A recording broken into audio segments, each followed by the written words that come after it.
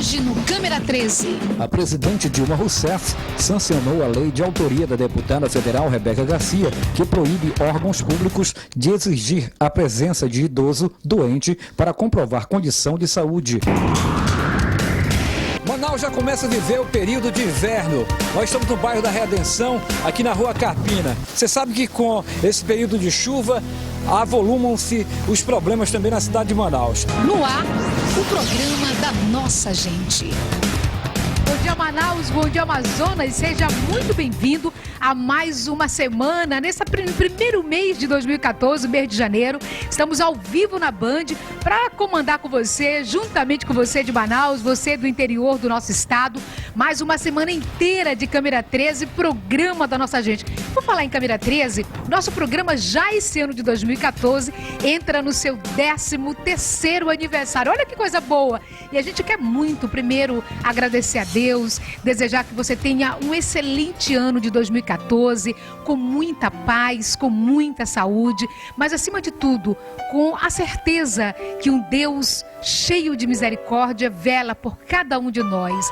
Então seja muito bem-vindo, espero que você aproveite esse início de janeiro, justamente para fazer aquela reflexão da sua vida, para fazer uma avaliação de como você está no seu dia a dia, como anda a sua família, qual o papel que você tem realizado dentro da sua família, para que de fato seja um espaço de paz, um espaço de harmonia, mas acima de tudo com a presença de Deus. Então é bacana a gente aproveitar esse momento e que tudo começa mais uma vez e a gente pode recomeçar a nossa vida, a gente pode reavaliar os nossos planos, os nossos sonhos e aí começar tudo de novo, né? Porque esse Deus maravilhoso, um Deus que tudo pode, um Deus do impossível, certamente está dentro de cada um de nós, só esperando, né, que a gente possa permitir a sua permanência na nossa vida.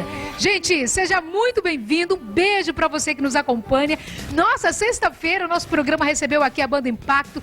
Foram centenas e centenas de pessoas que passaram o WhatsApp querendo levar para casa um trabalho maravilhoso da Banda Impacto e hoje a gente faz o sorteio para você. O programa de hoje também vai falar com o Dr. Alberto da Almeida, que já está conosco. Hoje o tema vai ser justamente o idoso ou a idosa no estado brasileiro. Você que já passou dos 60 anos, como que você lida no seu dia a dia? Você acha que é respeitado na fila? Você acha que é respeitado quando você vai a um supermercado?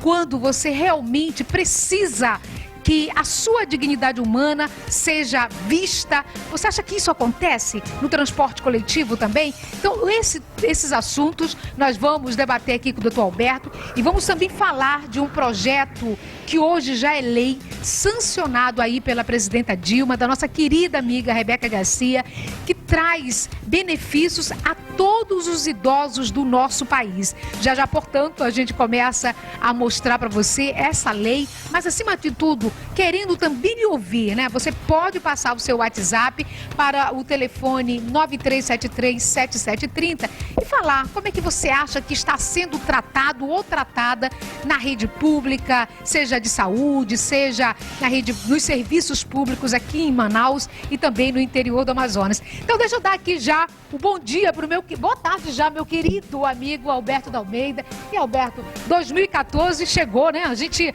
na expectativa do ano que se aproximava, já chegou. E aí, como é que você acha, espera desse ano que também traz a Copa de 2014 aí para o estado do Amazonas? Primeiro, boa tarde Conceição, boa tarde a você que está nos assistindo já no primeiro programa que eu participo em 2014, muito feliz por participar e é um ano de muita mudança para o nosso estado, muita mudança para o nosso município, nossa capital e também para o município do nosso interior, porque não é só em Manaus, se fala muito em Copa, Manaus vai sediar a Copa, mas não é só Manaus, né?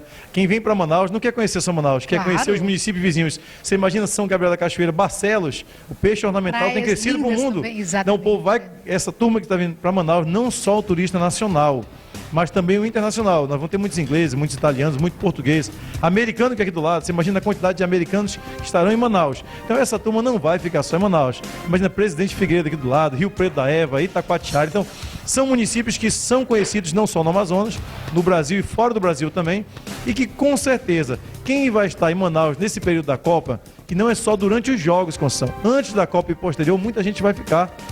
Essas pessoas com certeza vêm com a família e vão poder também aproveitar o nosso estado. Olha que maravilha. Agora o tema de hoje, doutor Alberto, é um tema que chama muito a nossa atenção, porque a gente vê aí muitos idosos que acabam sendo maltratados, que seja na fila de um banco, que seja no sistema público de transporte, que seja dentro de casa, porque quantas denúncias... Olha só essas imagens, depois eu quero falar sobre o problema dos idosos dentro de casa, mas a gente vê aí o Brasil todo hoje buscando o cumprimento de uma legislação federal que é importante, que é necessária, que é o Estatuto do Idoso, que garantiu aos nossos idosos muitos direitos ou assegurou esses direitos. Agora, no dia a dia, a gente sabe que muita coisa ainda acontece que tira a dignidade humana da pessoa idosa. Vamos falar um pouco do Estatuto, mas quando eu falava da casa, doutor Alberto, era justamente a gente que já percorreu a quantas vezes a delegacia da pessoa idosa em Manaus, e lá os registros apontam que essa violência que os idosos sofrem não é só da porta de casa para a rua, não. É dentro de casa em muitos momentos, quando os próprios filhos maltratam seus idosos, seus pais, seus avós e até acabam prendendo ou escondendo, né, doutor Alberto, o cartão da aposentadoria. Como é que está hoje, a partir do Estatuto do Idoso, a situação dos idosos aqui no Amazonas e no país de um modo geral, na sua opinião? Tem melhorado bastante. Agora, infelizmente, Conceição, é questão cultural. Nós pegamos, basta estudar um pouco, nós pegamos, ou temos contato, nós temos uma colônia japonesa grande aqui. Você conversa com os japoneses, o carinho, o amor, a atenção e, sobretudo, a dedicação que ele tem com o idoso. E aí depois nós voltamos para casa e percebemos, e quando eu falo casa, eu falo da minha casa, da sua, é porque nós, infelizmente, ainda não aprendemos ainda a dar valor. Daí vem a necessidade do Estatuto do Idoso. Hoje nós estamos completando um pouco mais de 10 anos do Estatuto do Idoso, de outubro de 2003. Então, com esse pouco mais de 10 anos, nós temos avançado, mas de forma obrigatória, porque infelizmente esse carinho, ele está muito pequeno ainda vem caminhando, se arrastando na verdade. Mas com o Estatuto nós temos melhorado sobretudo a questão do serviço público, que hoje dá prioridade ao atendimento ao idoso é muito importante. É algo que o Brasil precisava, tem avançado, mas com as imagens agora há pouco, nós podemos perceber que embora tenha avançado, ainda não é tão simples. Basta visitarmos 5 horas, 6 horas da manhã, muito idoso sai de casa esse horário, visitarmos qualquer um dos nossos terminais de ônibus. Há uma fila especial para o idoso? Esse idoso, quando o ônibus para, ele é o primeiro a entrar, há um respeito. Pior que isso, os assentos que são destinados ao idoso. As pessoas estão sendo levantam para dar lugar ao idoso. E vamos mais longe, Conceição. Quer dizer, se você tem 4 assentos para o idoso, a partir do momento que esses 4 assentos têm 4 idosos sentados, os demais idosos que chegam no ônibus muitas vezes não são respeitados. Ou seja, não é porque tem 4 assentos que são destinados exclusivamente para idosos, não é por isso que os outros assentos não devam ser utilizados também por idosos. Então, isso é algo que a lei veio para limitar. Mas quem está sentado, seja na fila de banco, ou seja sentado no ônibus, seja na parada de ônibus esperando o ônibus, seja em qualquer tipo de atendimento, deveria naturalmente, não preocupado com a lei, dar lugar a esse idoso que já passou por tantas coisas, ajudou ao crescimento, ajudou a contribuir para que aquele ônibus exista, aquele assento na parada de ônibus ou qualquer lugar. Sobretudo no atendimento médico, que esse é fundamental, porque quem está no médico não está porque está passeando. Agora, doutor Alberto, quando a gente fala da violência contra a pessoa idosa, e é importante que você participe, você que tem uma pessoa idosa na sua família, você que é idoso, porque nós temos hoje os nossos idosos, graças a Deus, muito ativos, vários projetos sociais, e aqui no Amazonas nós temos bons e grandes exemplos dos centros de convivência da pessoa idosa, justamente mostrando que os nossos idosos estão vivos e querem se sentir vivos, participando, contribuindo. E aí a gente sabe que em muitos momentos essa violência que a gente precisa coibir, ela acontece pela falta da educação, não é, doutor Alberto, em alguns lugares? Porque o que custa você acolher a pessoa, seja ela idosa ou não, mas acolher principalmente os nossos idosos. Então essa questão de educação também faz a diferença. Faz, e é importante nós tocarmos nesse assunto. Por que tão importante? Não é só pelo idoso, é porque o idoso começa normalmente a ser violentado dentro de casa. Então, hoje, o jovem, o adolescente, o adulto de hoje, será o idoso, se Deus assim permitir, o idoso de amanhã. Então, quem já atingiu a idade mais avançada, o que é o idoso? É a pessoa a partir de 60 anos. Essa pessoa que precisa de uma atenção especial, hoje ela está começando a ter projetos de lei. O Estado, no Amazonas, e olha, quem sai do Amazonas percebe que o Amazonas está avançado, como você falou. Até a academia hoje tem hora livre que o idoso também pode participar, porque a academia é cara. Hoje a mensalidade é cara. Então é importante que esse idoso tenha esse atendimento gratuito. Então, os parques direcionados aos idosos, todas essas atividades, elas são importantes, mas o mais importante é sabermos que dentro de casa esse idoso precisa ser bem tratado. Se ele sai bem de casa, se ele é bem tratado dentro de casa, até para buscar os direitos na rua fica mais fácil. Então, o avanço ele tem acontecido fora, mas dentro de casa, quando são o Estado, até o Estado se limita a entrar na casa. Nós precisamos, enquanto população, enquanto família, principalmente enquanto família, precisamos dar uma atenção especial ao idoso, para que ele saia de casa sabendo que ao voltar ele vai ter um amparo. Se for maltratado na rua, ele pode voltar para casa e vai ter a ajuda de um filho, de um neto, que irá protegê-lo, que irá defender os seus direitos, mas também que irá resguardar algo que infelizmente, Conceição, o idoso sofre ainda, que é com relação às pensões. Agora, essa questão da pensão, doutor Alberto, que o senhor vai começar a falar sobre ela nesse momento, mas antes de entrar na pensão, o que pode acontecer a um filho? Porque a gente fala muito da pensão alimentícia quando a mulher vai requerer justamente que aquele homem possa dar os alimentos que são necessários para a sobrevivência de um filho ou de uma filha. Nesse caso do abandono também de uma pessoa idosa, o que a lei diz que pode acontecer para, no caso, os familiares que abandonam essa pessoa? Pois é, aí vem a facilitação por questões práticas. A lei, ela taxou, é crime abandonar o idoso. Mas olha só, aí aquele cidadão, aquele filho, aquele neto, aquele sobrinho que também tem responsabilidade com o idoso, muitas vezes diz, olha, se eu for preso, se eu perder o emprego, aí que ele não recebe mesmo. Então nós vamos trabalhar, vamos iniciar esse ano agora, trabalhar muito mais a questão cultural e afetiva das pessoas, porque ele responde criminalmente. Vai atrapalhar a vida dele? Vai, mas também prejudica o idoso. Nós precisamos que essas pessoas tenham a consciência, saibam que elas vão ter um processo e que não é se utilizando daquela de, olha, se eu for preso, aí que eu não pago. Não, não, pelo contrário. Eu preciso pagar para não ser preso, mas acima de tudo eu preciso dar amor. Nós que visitamos os abrigos, nós que temos o contato de conversar muitas vezes com os idosos, nós temos a oportunidade, que é muito bom conversar com o idoso. Quando falamos, a primeira coisa que eles citam é o meu filho. Eles perguntam primeiro pelo filho e pela filha. Esse filho e essa filha que os abandonam, eles não só podem, mas deverão sim, Conceição. E hoje o Estado do Amazonas está se preparando e cada vez mais essas pessoas que não colaboram com o idoso, esses parentes que têm a obrigação, irão responder a processo e futuramente, quer dizer, já está acontecendo, mas futuramente teremos uma estrutura maior para levar até o cárcere, que é o extremo. O Estado não quer prender ninguém. Pelo contrário, o Estado quer que você, que você que está em casa, vivamos bem. Agora, para viver bem, é preciso, sobretudo, trabalhar a família. E como especialmente estamos trabalhando o idoso hoje, cuidar do idoso. Porque cuidar do idoso, você está favorecendo a educação do seu filho que está vendo essa atividade também. Imagina, quem quer ver o avô maltratado? O avô é aquele que dá um carinho muito mais que o pai e a mãe. Hoje, quantos avós têm educado crianças porque o pai e mãe saem para trabalhar? Né? Doutor Alberto, a gente vai mostrar agora um projeto que já se tornou lei da deputada Rebeca Garcia. Eu quero aqui muito parabenizar o trabalho que a Rebeca vem fazendo, porque faz a diferença. Essa é uma lei que já foi sancionada agora pela presidenta Dilma, que justamente você acabou de ver filas quilométricas, né, da pessoa idosa esperando o ônibus, da pessoa idosa às vezes na fila de um banco, mesmo quando há a fila, isso é prioridade porque a legislação manda a fila para o idoso, mas há pouco tempo o nosso país viveu um quadro horrível.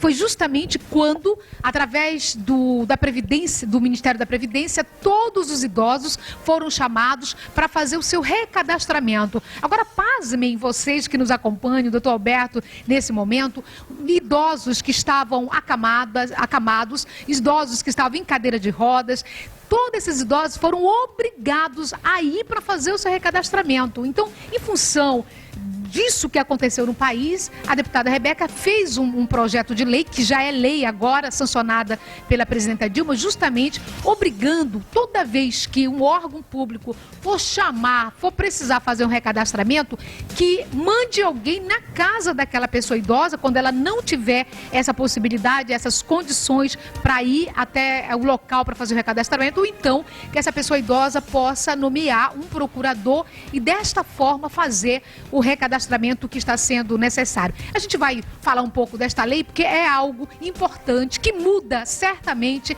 esse olhar do nosso país para com a pessoa idosa. Veja só.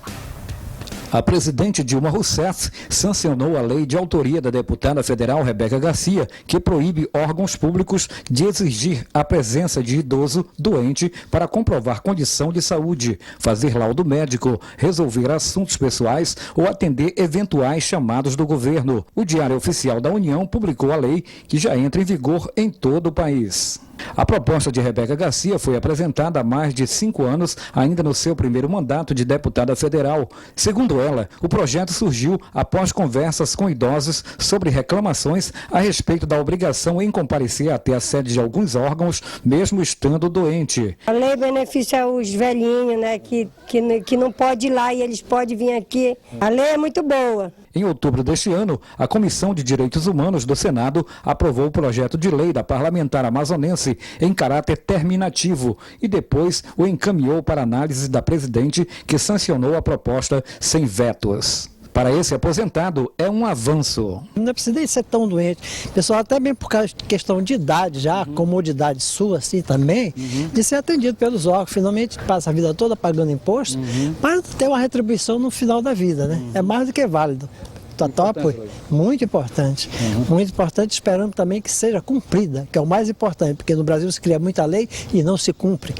Então, que seja cumprida vai ser excelente. De acordo com Rebeca, o projeto modifica o Estatuto do Idoso e acrescenta 2 incisos. A Lei 10.741/2003, exigindo que o órgão público faça contato com o idoso em sua residência ou garanta o direito de constituir procurador para representá-lo. Também obriga o Instituto Nacional do Seguro Social, INSS, ou Serviço Privado de Saúde, contratado ou conveniado, que integre o Sistema Único de Saúde, SUS, faça perícia médica na residência do idoso no caso de necessidade de expedição do laudo de saúde para exercício de seus direitos sociais e de isenção tributária.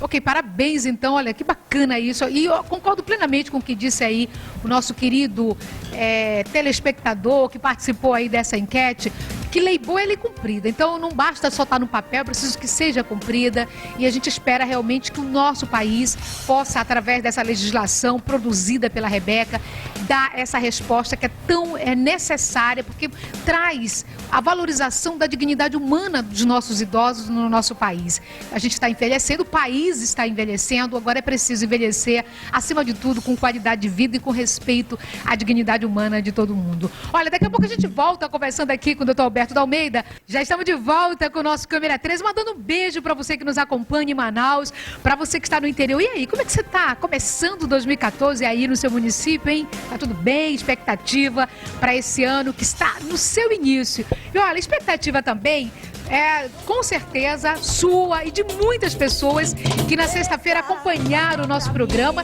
e participaram do nosso WhatsApp aqui para levar para casa esse especial com a minha querida Nete Garcia, Banda Impacto, que fez maior sucesso aqui no nosso programa. Portanto, ainda hoje a gente mostra para você o Felizardo ou Felizarda. Esse CD aqui, gente, é uma festa mix. Melhores sucessos, maiores sucessos que você gosta de curtir, você pode ter na sua casa, tá? Então, já a gente começa a fazer o sorteio aqui no nosso programa. Quero mandar um beijo para você que está mandando seu WhatsApp. Beijão para os nossos amigos do Japim. Povo do Japim, deve ser do bairro do Japim. A dona Lucideia. Dona Lucideia, um beijo para a senhora, muito obrigada. O Elton dizendo aqui que é fã número 1. todo mundo falando que está ligado no nosso programa. Conceição, parabéns pelo programa, está show. Obrigada, gente. Olha, a gente manda um abraço para você também que nos acompanha. Lembrando que nós estamos com o Dr. Alberto de Almeida, tratando de um assunto importante, a questão dos nossos idosos. Essa legislação que hoje o país tem, que vai justamente garantir respeito à pessoa idosa em todos os estados da nossa federação. Doutor Alberto, vou fazer uma pergunta aqui para o senhor. Essa legislação aprovada agora, da deputada Rebeca Garcia, isso faz com que também o próprio, não só o Ministério da Previdência, mas todos os serviços públicos, de um modo geral, possam dar devidamente o respeito que os nossos idosos merecem ter. O senhor não tem essa percepção também, doutor Alberto? Primeiro eu quero começar parabenizando. As pessoas falam, mas na verdade o difícil é efetivar. Então o que a deputada Conceição fez foi, a deputada Rebeca fez foi efetivar aquilo que já é o anseio de muito idoso. O que é esse recadastramento? O que acontece com esse ir até o INSS, Conceição? E aí voltamos a falar da família. Muitas famílias, pelo menos algumas famílias, às vezes por desconhecimento e outras por má fé, quando o idoso vinha a falecer, vinha a óbito, a família continuava recebendo aquela pensão e não comunicava o órgão. Ou seja, quem tem a responsabilidade de fiscalizar é o órgão. Ele que tem que fiscalizar o cidadão, não o inverso. Quando eu falo não inverso, não se preocupa apenas para que a família vá até o INSS comunicar. Então, por esse motivo, o INSS estava sentindo uma deficiência do salário, porque ele via que as pessoas faleciam e a família continuava recebendo. Quando o INSS descobre, e aí sim, essa família, normalmente o filho ou a mãe, aquela pessoa que recebia, essa pessoa passa a responder um processo criminal e tem que devolver o dinheiro. Só que isso não resolve o problema do Estado, isso não resolve a situação do idoso que já veio a óbito. Então, o que vem com essa lei? Dizer o seguinte, se tem que comunicar a cada 6 meses ou a cada ano que está vivo, essa comunicação pode ser feita por procurador. Ou seja, um filho pode receber uma procuração e dizer, olha, meu pai ainda está vivo. Só isso. Graças a quê? Graças à lei. Ou o próprio órgão tem que ir à casa da pessoa. Se o órgão não acreditando, eu até acho que o melhor é aceitar o procurador, que está na lei. Parabéns, deputada Rebeca, está em lei isso. Então, o órgão não é aceitando aquele, desconfiando que aquela pessoa possa não ser um filho, possa não ser um representante, ou pior, que o idoso não esteja vivo, o órgão tem que ter um assistente social ou um servidor que vá até a casa daquele idoso e verifique se esse idoso está ou não vivo. Verifique se ele está ou não enfermo, porque dependendo da situação, não, é uma questão de enfermidade. Então, agora a responsabilidade voltou para quem de direito, que é o Estado. Esse sim vai ter que fiscalizar e saber se a pessoa está ou não na condição para a qual ela está recebendo. Roberto, chega um caso bem parecido com essa questão de você ter que provar se a pessoa está morta, se a pessoa está viva. Um pai faleceu, a filha agora descobriu que o pai tem um cartão de um banco aqui do nosso estado e ela não sabe se o pai tinha alguma coisa nessa conta ou se não tem, mas a preocupação maior dela é porque se você não fecha uma conta, você acaba, todo ano tem aqueles resíduos que quando você olha, você já está devendo muito para a agência bancária, aquela rede bancária. Nesse caso específico, o que tem que fazer a família? Uma vez que o pai já é falecido, ela quer saber o que existe nessa conta e como fechar essa conta. Boa pergunta, e acontece com muitas famílias, Conceição. O que acontece é que essa família precisa constituir um advogado. Não tendo condições, pode ir até a Defensoria Pública mais próxima, e aí precisa fazer, pelo que você falou agora há pouco, a família não fez o inventário. E é comum, tá? Quem está ouvindo agora, que está passando uma situação similar, não se assuste. Muitas famílias, por desconhecimento ou por falta de condições financeiras, acabam não abrindo o inventário. Então não tem um inventário. Então precisa ingressar em juízo, abrir o inventário, e aí comunicar que existe essa conta bancária, para só após, via autorização judicial, aí o juiz autoriza, tem que ser por tem que passar pelo juiz, precisa do juiz, porque chegando ao banco, provavelmente o gerente não dará essa informação, sobretudo nesse caso que você citou agora, que acredito que já não foi hoje, né? Já faz algum tempo que essa pessoa faleceu, esse pai faleceu, então é importante que constitua o advogado. Tudo é importante, Conceição, que a pessoa busque sempre informação do advogado. É por isso que eu venho com muito orgulho do teu programa e poder conversar um pouco. Porque tanta gente está em casa, poxa, eu já passei por isso, eu tenho uma amiga que está passando e não sabe o que fazer. Então, eu acho que essa é a importância, né, de divulgar um projeto de lei desse, que muitas vezes a pessoa não sabe. Você imagina agora o idoso que estava se preparando para sair de casa nesse período, aproveitando as férias do filho e diz, olha, precisa ir ao INSS. Agora, saiba que você não precisa ir ao INSS. Você pode indicar que o seu filho vá com a procuração em mão, faz uma procuração simples no cartório, ou esperar que o INSS venha até a sua casa. Isso facilita muito, né? Muito. Olha, daqui a pouco a gente tem uma retrospectiva esse mês inteiro de janeiro. Nós vamos mostrar para você várias matérias que passaram por aqui. Dia 1º você teve a chance de rever os fatos que marcaram o ano de 2013. Agora o doutor Alberto falava há pouco sobre pensão. E pensão alimentícia foi um tema abordado em 2013, onde muitas mulheres têm dúvidas, vão continuar certamente procurando a justiça para poder ir buscar a pensão dos seus filhos. Agora, algumas reclamações que nós aqui sempre recebemos, doutor Alberto, é justamente quando a mulher não se sente realmente satisfeita com aquilo que o próprio juiz determina na hora do pagamento. O que é necessário, nesse caso específico, quando a gente fala de pensão? Pensão, nesse caso, alimentícia. Quem tem esse direito? É só criança? A mulher tem esse direito de requerer para ela, no caso de ter convivido com o seu companheiro por muito tempo? Quem tem esse direito? Primeiro vamos falar que as pessoas, até para não esquecer, aquelas ações que tramitavam, que o juiz decidiu ou que foi acordado em porcentagem, esse mês já terá uma alteração. Desde dia 1º de janeiro de 2014, o salário mínimo já foi atualizado. Então mexe também lá. Eu não gosto de falar de aumento. Hoje está R$ 724. Então, mas já mudou. Então quem recebe 10, 15, 20% do salário mínimo já terá uma diferença esse mês na pensão. Então aquele que muitas vezes não é descontado no salário. Então às vezes é o pai que chega acostumado a dar R$100, R$150, R$155, entregar para a família, esse mês já terá que recalcular. Então esse mês, de acordo com a porcentagem que é paga, ele terá que também aumentar proporcionalmente ao aumento do salário mínimo. Então, no caso, quem fará isso para a pessoa que está sendo beneficiada? A própria justiça pai deve fazer, ou o próprio pai pai tem que fazer. fazer. Tem que buscar? É o pai que tem que buscar. E aí é bom que a mãe dessa criança, a mãe desse adolescente, ou a própria adulto que às vezes recebe pensão, a mulher que recebe a pensão do marido, do ex-marido, ela possa, se não souber fazer o cálculo, buscar ou um contador, um advogado que faça o cálculo para ela, para saber se o que ele está pagando, porque aumento vai ter que ter, se for vinculado ao salário mínimo. E nós sabemos que em muitos casos há essa vinculação para facilitar o aumento.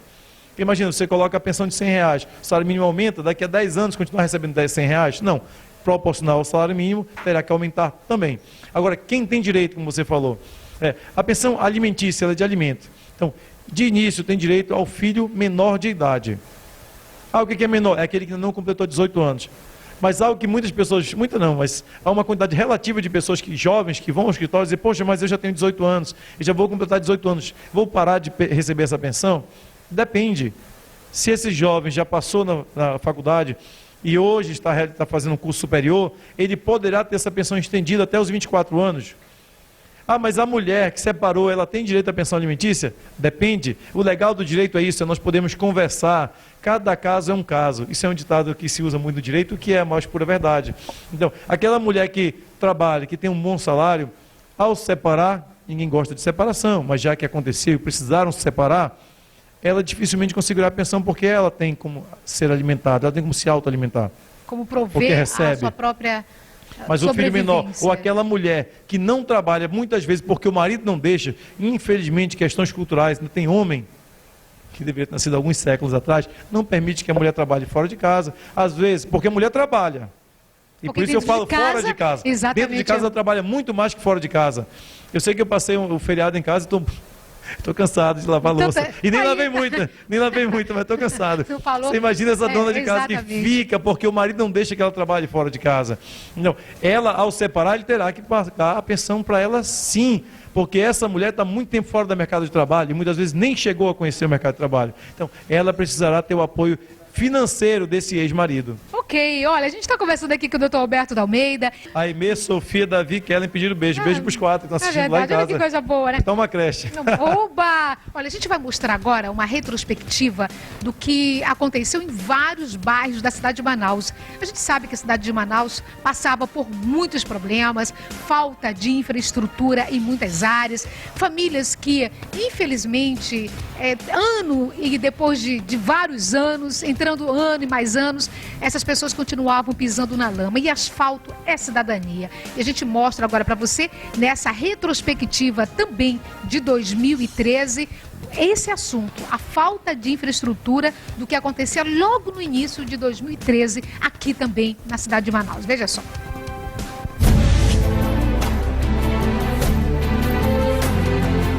Manaus já começa a viver o período de inverno. Nós estamos no bairro da Redenção, aqui na Rua Carpina. Você sabe que com esse período de chuva, avolumam-se os problemas também na cidade de Manaus. Aqui na Rua Carpina, por exemplo, você está vendo que aqui a rua alaga totalmente e também alaga as casas. Eu, por exemplo, para fazer a reportagem, tive que pegar essa bota para vir para cá, porque aqui desce tudo o que não presta, lá, inclusive dejetos, desce também fezes, tudo que você imaginar desce por aqui. Além do que, muitos moradores também que moram um pouco mais em cima não colaboram, né? Jogam lixo dentro do igarapé. Com isso, a tubulação está entupida e já faz um bom tempo. Os moradores querem fazer um apelo para as autoridades, para a prefeitura, para o prefeito de Manaus. Nós vamos conversar com eles.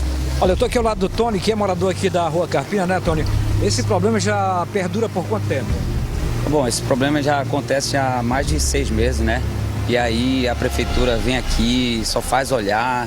E eu estou aqui em nome de todos os moradores aqui da Rua Carpina, bairro da Redenção, para que a prefeitura possa olhar, né, direito aqui a situação de nós moradores aqui e possa ver o que possa fazer para a melhoria de todos, né, aqui, claro. E a gente está vendo aqui que a chuva está fraca, né? Aliás, você vai acompanhar o começo da reportagem, veja só como é que estava a rua.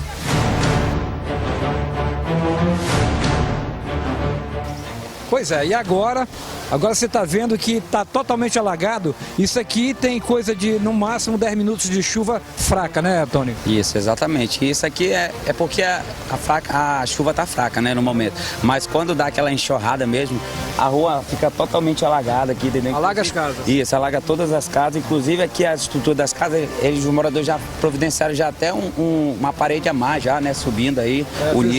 Fizeram aqui uma mureta, né? Isso, uma muretazinha que é para a água não chegar a invadir. Eu vou mostrar agora aqui, olha, como é que fica por dentro aqui do pátio da casa do Luciano. Você vê aqui, olha só, você está vendo que a água já está adentrando aqui o pátio e as casas, como foi falado aí na reportagem, foi falado pelos moradores, as casas alagam aqui, uma boa parte das casas. O Samuel também mora aqui na frente, é proprietário de um lanche. Nossa comunidade toda aqui, em si, geral da Redenção, está toda emburacada, gente. Basta alguém de vocês lá, da autoridade da prefeitura, chegar aqui e verificar para ver que nós não estamos mentindo. Não é só a Rua Carpina que está solidarizando, pedindo SOS Socorro. É toda a nossa comunidade, entendeu? Como você vê o sacrifício aqui, tem um coleginho aqui ao lado e as crianças, a maior dificuldade para os pais virem aqui, deixar seus filhos, sair do seu carro para deixar o colégio, que fica inundado, não tem condição. É triste a gente ver as crianças brincando aqui numa água dessa toda suja, porque a gente que já se cuida, adoece uma criança dessa, olha, o que ele está passando nesse momento, ocorrendo o risco de pegar uma leptospirose, uma doença muito grave, e é isso que nós temos para dizer para vocês. Pedimos ajuda do prefeito e da construtora também que trabalha nessa parte. Fica aqui esse apelo também para a prefeitura da Rua Carpina, aqui próximo ao CDCC, né, do bairro da Redenção, para que as autoridades, para que os amigos da Seminf venham até aqui para ver o problema, fazer um estudo e também, é claro, resolver o problema, essa problemática aqui dos moradores da Rua Carpina, bairro da Redenção. Gerson Guerra para o Câmera 13.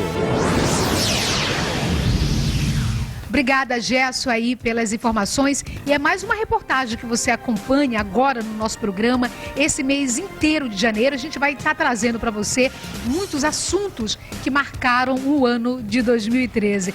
Deixa eu chamar aqui, doutor Alberto. Doutor Alberto, vem aqui, por favor. Vamos ver quem leva para casa esse maravilhoso CD, esse trabalho bacana da Banda Impacto, que esteve conosco sexta-feira, fez maior sucesso aqui no Câmera 13. E aí a gente vai ver uma pessoa que vai ter essa festa mix em casa. Vamos lá, vamos ver para quem que o senhor vai mandar sorte. Vamos lá? Os não sorteados não ficarem chateados. É verdade, é verdade. Vamos ver quem leva o número daqui. O telefonezinho, o último, os quatro últimos números, 6692, 6692.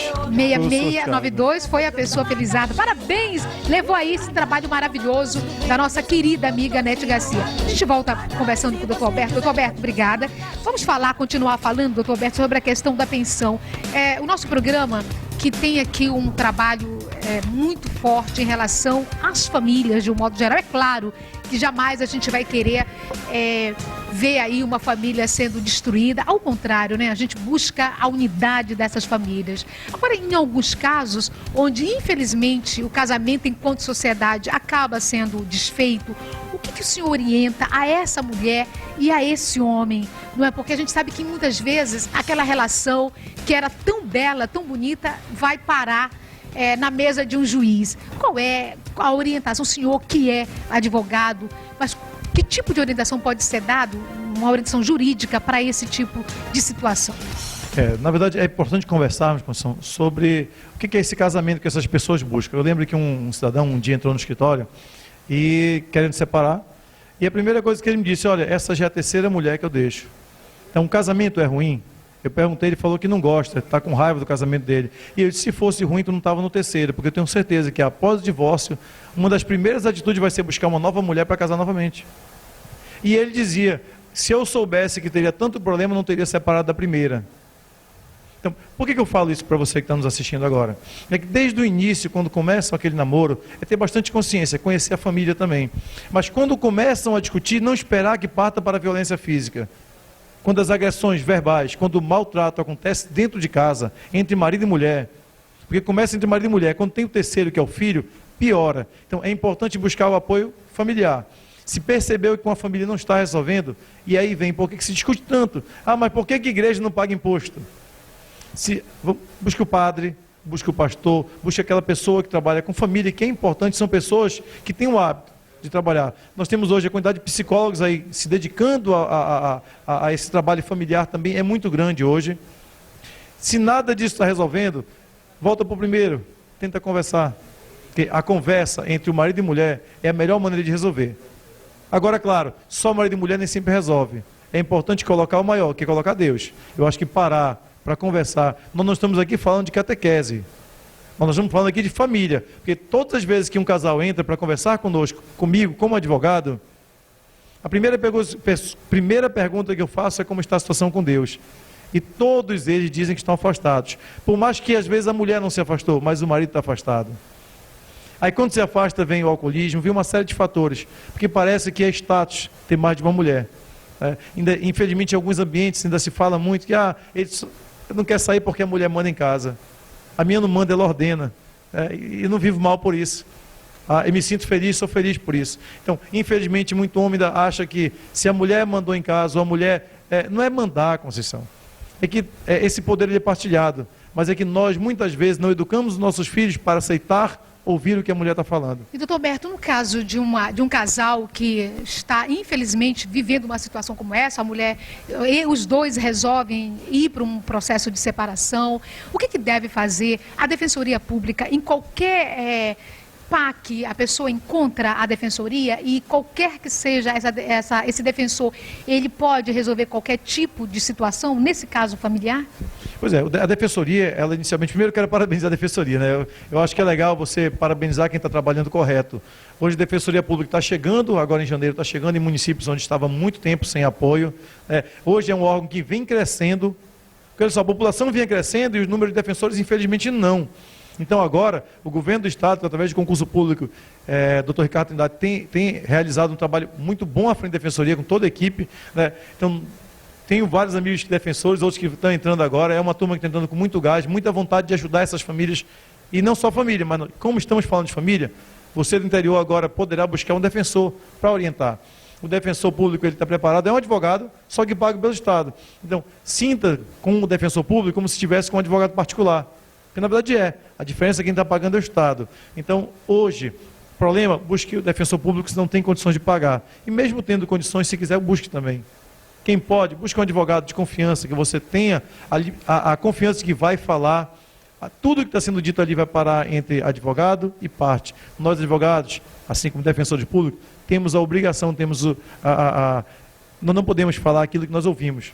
Da mesma forma que um padre não há confissão. Então, é importante que você busque o apoio desse profissional antes de separar. A separação é uma das principais formas de falência da família. Todo o separado, todo ex-marido, ex-mulher, eles sentem, primeiro, vender casa, dividir o salário com pensão. Porque se era caro quando os dois ajudavam juntos aquela casa, quando separa, o custo vai ser muito maior. seja o custo mais uma água para pagar, mais uma luz. Ah, mas eu saí de casa. Sim, mas a pensão você vai ter que pagar. E lembrando que os filhos, eles não são mercadorias, né, gente? Que a gente diga, separou o casal e agora vamos ver como é que ficam os nossos filhos. Tem que ser prioridade, por isso a legislação, ela vem aí trazendo essa segurança para as crianças que não podem ser afetadas em função de uma briga do casal, não é, doutor Alberto? E o Estado tem tentado diminuir, porque afetada vai ser. Quer dizer, aquele pai que vai deixar a criança na escola, ele já não vai mais todos os dias. Ou não vai ser da mesma forma. Até o deslocamento do Conceição, até o tempo que nós temos para aproveitar diminui. Porque se ele ia da casa dele para a escola e voltava, agora ele tem que ir da casa dele para a casa da criança, que é a ex-casa, leva na escola e volta. Depois todo o processo inverso. Nós estamos aqui falando um pouco do fator econômico, porque ele também, infelizmente, é algo que se visualiza muito. Mas o mais importante é falar do amor que essa criança vai perder. Não há como se dar amor distante. Então é importante que você esteja presente. Agora, o casal, primeiro, namorados, tenham muito cuidado, se preparem antes de casar. Casados, conversem muito antes de ter filho. Teve filho, converse muito mais antes de pensar em separar. Porque quem mais vai sofrer são as crianças.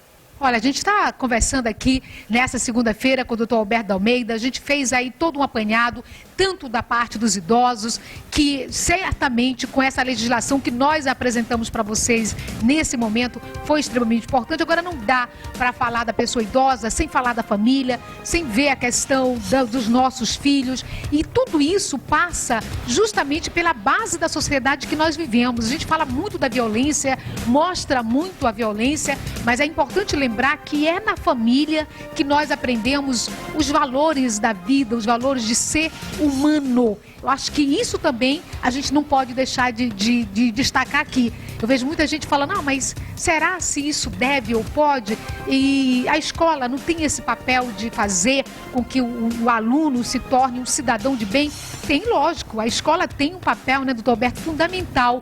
Agora, a educação que nós aprendemos na escola é pedagógica. E a educação que nós precisamos aprender dentro de casa, pai e mãe, são os principais valores da nossa vida. Eu acho que isso faz a diferença. Doutor Alberto, foi um prazer conversar com o senhor nesta segunda-feira. Gente, já é a segunda de 2014, é isso? Segunda-feira de 2014. Primeira. É a primeira? Primeira segunda-feira. Primeiro foi quinta-feira. Tá vendo? Estamos começando o ano. Preciso de férias, gente. Estou o ano inteiro, já virei o outro ano. Então quero mandar um abraço para você. Lembrar que quarta-feira nosso programa vai ser mais do que especial. Você vai conhecer como está a obra do primeiro centro público, clínica de recuperação, na verdade, para pessoas com dependência química. Quero mostrar para você como está a obra. E olha, eu acho que é um grande presente que o governo do Amazonas entrega às nossas famílias nesse ano de 2014. Vamos combater as drogas, se Deus assim permitir. Obrigada, meu querido. Eu que agradeço. Olha, que Deus abençoe você, Conceição, as famílias que estão nos assistindo. Obrigado pelo convite e um feliz 2014 para todos. Para todo mundo. E a gente se vê amanhã aqui na Band, amanhã, terça-feira, dia do nosso Alô Doutor, um assunto importante. E aí, tem medo de ficar careca você? Tem? Então amanhã nós vamos falar sobre cabelos aqui no nosso programa. Vamos estar, além do Dr. Sidney Chalub, com um profissional da área, justamente para evitar que você venha perder aqueles fios, né, que a gente tanto torce para ficar no cabelo, na cabeça. Amanhã a gente se vê aqui na Band. Um beijo, fique com Deus e até lá.